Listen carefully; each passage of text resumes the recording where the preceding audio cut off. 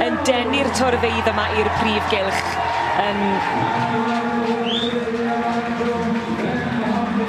Wel, dyma chi un digwyddiad sy'n sicr yn cyflymu curiad y galon ac yn denu'r torfeidd yma i'r sioe fawr yn Llanelwedd. Cymru fyny yn cynrychioli'r wlad mewn gemau tan gyfrwy.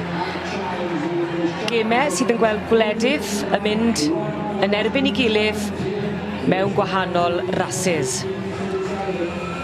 Ac yn herio yr rheini sydd yn cymryd rhan yn y gemau arbennig yma. Cystadleuaeth o safon, cystadleuaeth gyffrous iawn hefyd hefyd. Yndi. Ac dyma'r ail ddiwrnod yr gystadleuaeth yma. Wrth gwrs, mae pwyntiau ddoi yn cyfri tuag at y marciau derfynol heddiw.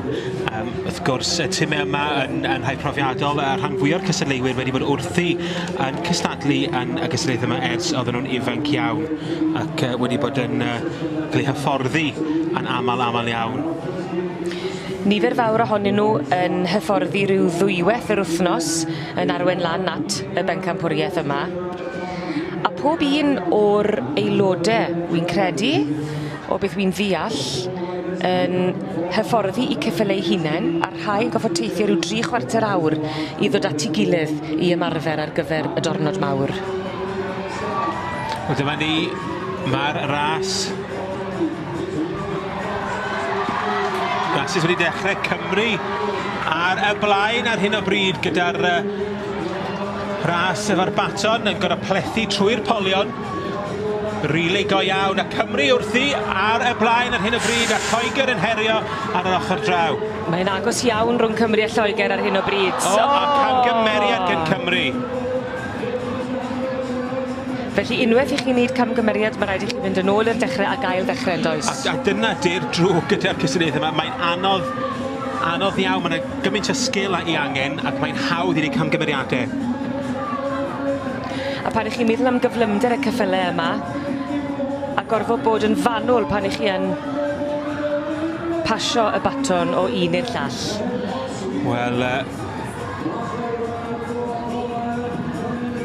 yn amlwg mae Cymru'n croesi'r llinell tua ryw 4 neu 5 yn y ras yna. Ac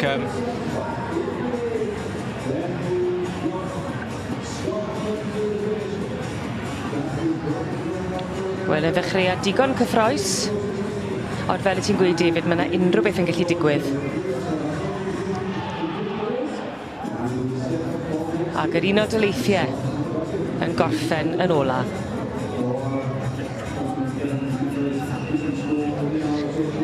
Yr un o daleithiau yn ddifyr iawn, dim ond rhyw 4 ymarfer maen nhw'n gallu cael y flwyddyn gan bod nhw yn byw cymaint o bellter oddi wrth ei gilydd.